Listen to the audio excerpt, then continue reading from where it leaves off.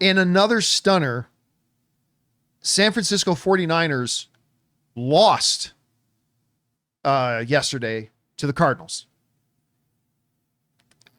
It now drops the San Francisco 49ers, which we were talking about a little bit earlier, to 2-3 on the season, which I think, listen, if you had gone to a Las Vegas sports book and before the season started and put down money on them starting 2-3, you would have won a lot of money. Yeah.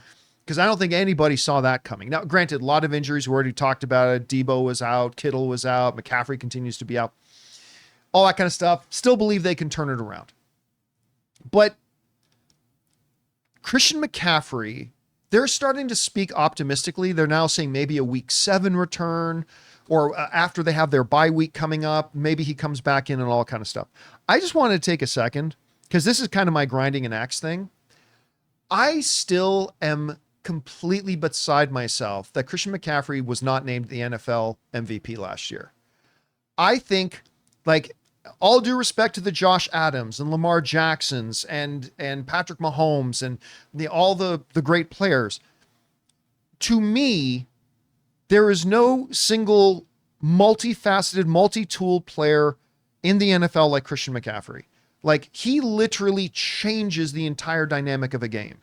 He can be your top 1 or 2 receivers in the game, and he can lead the league in rushing and lead the lead in touchdowns and do all this kind of stuff. And I think when you're looking at, I start with, like, yeah, Debo had injuries, Kittle's had injuries, Ayuk is coming back from all that kind of stuff. They're having some questions on defense right now, even though they are very fundamentally a good defensive team, but they're a little bit shaky.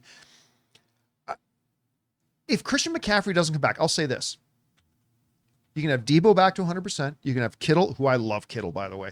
You can have Kittle back to 100%. You can have all of that.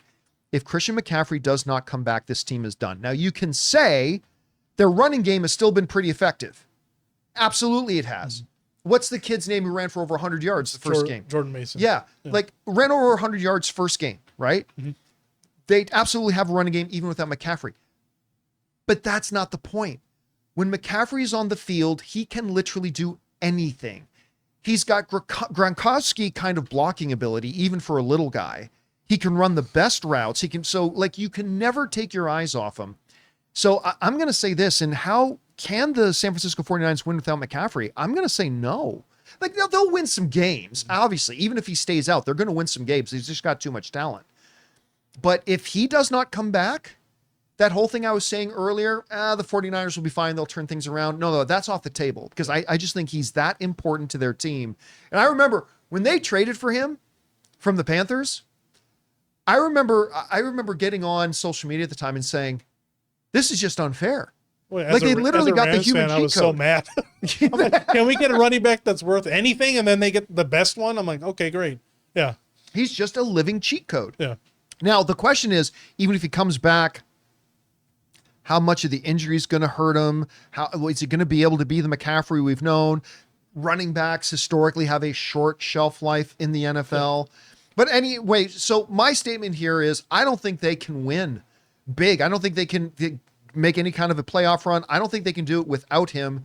Can they or can't they? I think he elevates them to a whole nother level. I think right now you're seeing, I think you called it out. Basically, their rushing average is about the same as him. But the Jordan Mason's average, like, receiving is like 15 yards a game when McCaffrey's was close to 40.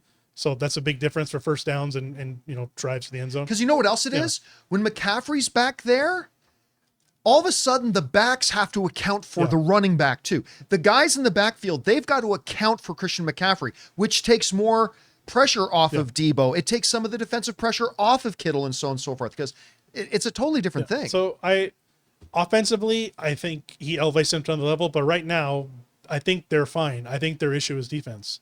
They've given up huge leads in the fourth, and unless McCaffrey's going to come out and take some defensive snaps, I don't know what's going to happen if they can't keep people from giving up leads. So, but I think the lucky thing for them is the NFC West is not great right now. So these injuries, if they can get them out of the way and they can come back, I think they have a chance to make it. Obviously, the playoffs. The NFC West right now, the number one team right now is the Seattle Seahawks, who don't look great at 3-2. Which beginning of the season was not going to be anyone's number one pick. So they're literally one game out of first place. The only thing I'll say is McCaffrey last year was very healthy. Before that in Carolina, he has injury problems. So like you're saying, running backs have a shelf life.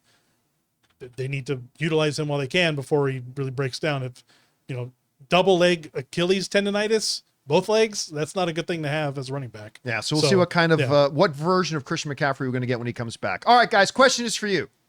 What do you think? Can the San Francisco 49ers have some prolonged success this season without McCaffrey, or do they need him in that lineup? Whatever you guys think, jump into the comments and let us know your thoughts.